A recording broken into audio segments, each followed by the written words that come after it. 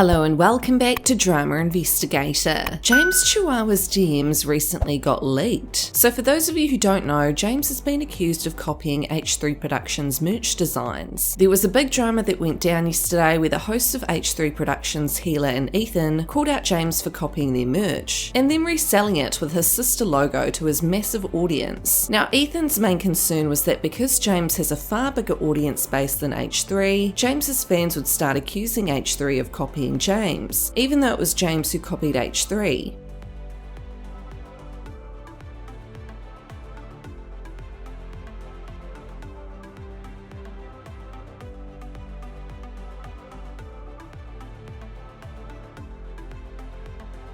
James brushed Ethan and Hila's concerns to the side and basically told them to get over themselves. Ethan had then decided to leak James's DMs and fans are now screaming, "Saucy, saucy." Ethan had tweeted, "James basically admits his team ripped off us, but said it's fine because we don't have the same fan base or demographic." James had messaged Ethan saying, "Oof, look closer at the screenshot you just sent me. I will give you the heads up that one of the colorways we're doing is actually an exact copy of the purple, tan, pink and teal hoodie you guys have. Upside down smiley face. I designed the pastel one based on the Nike hoodie, but my design team pitched me a bunch of colorways once we decided on doing a color block collection, and I liked that one and said yes. Once again, not being familiar with your brand or hoodie. The units have been produced for a while now, so there's nothing I can do, but I'll definitely be speaking to them because although I didn't copy anything, they certainly may have, which is not okay." Ethan responded, "Not really a coincidence then, is it? But it appears as though it may not be. I'm speaking with my team now, so I'll keep you updated on what they say." Well, not really sure what to say. That hoodie is pretty much our hallmark as a brand, but now I'm learning that more than one is knocked off, so I'm a little speechless, I guess. James had said, once again upside down smiley face, "The main hoodie in the collection isn't knocked off. It had a different source of inspiration, has a different colour body, and different colour pocket, and logo is completely different placement size and colour. You don't own colour block either. The other colourway, which I did not personally select, but approved however, is extremely similar and I am trying to get to the bottom of how the design team came up with. Regardless, we don't have the same fan base or demographic, so there's really no competition here. All I can tell you is that I've never shopped on your website before, so I did not copy your brand." Ethan had then tweeted, "Why am I sharing this? 1. I think it's worth showing he admits he ripped us off with all the people who have been denying it. 2. I have no desire to take legal action, so this is the closest I can get to some sense of justice before he sells a billion of these. 3. He has gone on a warpath when someone ripped his makeup. 4. All of our fans who will be wearing their colour block will now be mistaken as James Charles fans." Hila had also tweeted, "James Charles, I don't know anything about your brand. Also James Charles, I know enough about your brand to determine that my merch would not compete with Teddy Fresh." Teddy Fresh, their merch company, had then tweeted, "Big thank you to James Charles for wearing our colour block hoodie. Shady, shady." So James is yet to make a comment on these leaked DMs. However, Keemstar, Ethan's enemy, had shared his views on the situation. "I've tried to warn fellow YouTubers to not engage with H3 in private DMs because he leaks them publicly. Now he has leaked all of James Charles's DMs. Not cool." Here he had retweeted on June the 6th him saying, "Attention YouTubers, when you hit a certain level of fame, you lose a lot of your privacy. That's why myself and so many other YouTubers are against leaking private DMs. Over the last month, H3 Productions has leaked so many private DMs. Please note your convos with him are not private." Keemstar had then posted this video to his Twitter.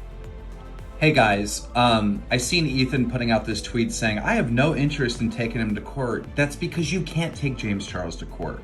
Color blocking is from the 90s, all right? It was a 90s fashion thing that you brought back, that you guys copied, that you put in a hoodie. You don't own it. Anybody can do a color blocking hoodie.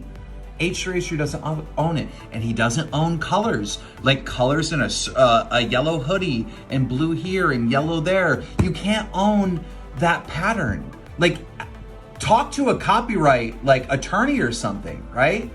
So he's out here saying, hey, I have no interest in James. You can't sue James. You can't sue James. You have no legal claim to colors or color blocking.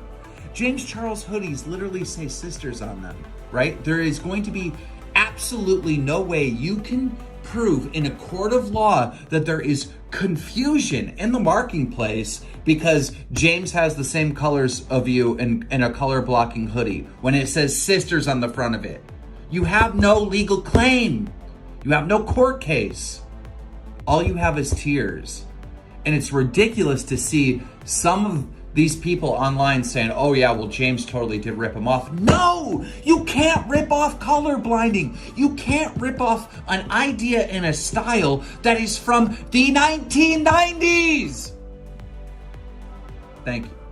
So what are your thoughts on this situation? Let me know in the comments. Now in more news, TikTok stars who are both former Musical.ly stars are being called out left, right and centre for lip-syncing the N-word in old videos. Both baby Ariel and Loren Gray have been called out for this, and both have decided to take accountability and apologise publicly. First of all, baby Ariel had taken to her TikTok to apologise in a 3-part series. Here's what she had to say. Recently there have been videos of me when I was 14 lip-syncing the N-word online that have resurfaced, and first I want to say I'm sorry, and I'm sorry that it took me this long to speak on it. Growing up, I lived in a very diverse community where most of my friends happened to be Black, and we would sing songs all day long without knowing the meaning behind what we were saying, without understanding the lyrics. And I thought that word was any other word in a song, and I thought singing that word was okay. And because I was ignorant and I was uneducated and I was unaware, and I didn't know. And I remember my parents, they sat me down one day after finding those videos online, and they explained to me the gravity of that word, and they explained what I was actually saying when I was lip syncing that word online. And of course, after that, I never said it again. I'm embarrassed because I was ignorant at an age where I should not have been, and I said it at a time and when I should not have been saying it, and I'm sorry.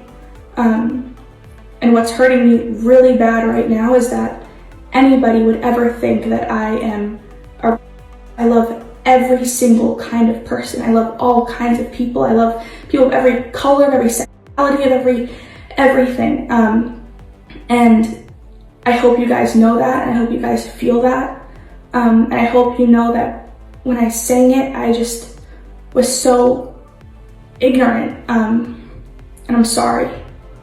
And I guess what I will say is I'm happy that it's coming to light, and I'm happy that I'm able to live in a time where we are standing up to make a change against racism.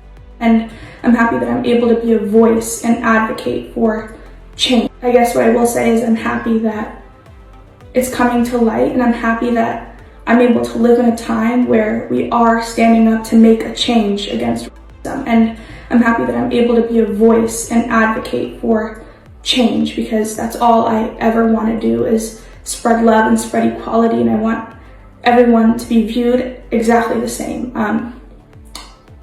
Yeah, and I love you, and I'm sorry. Shortly after this, Loren Gray was also called out for her similar antics. Loren had since taken to her Twitter and had apologised, stating, "Hi, every so often very insensitive videos of mine resurface of me using racial slurs and lip syncs when I was 13. I'm not going to use my age as an excuse. There is no excuse. I've apologised in the past but never formally. I'm not going to defend myself because although I was young, I was old enough to know better. All I can do is hope that my actions since then can prove that I am not racist and never have been. Uneducated, yes, and that is my fault. I do not have a discriminatory bone in my body, and I am well aware of my privilege. I'm ashamed and embarrassed, and I understand if you do not forgive me. The least I can do is say I'm very sorry, and I've become much more educated now on the weight my words and actions hold. I've made very insensitive videos in the past, and I'm very happy that the world is growing and educating people like me who were oblivious to the impact words can have. I'm very sorry and take full accountability. I'm so sorry." That also goes for the fox eye trend and anyone I've offended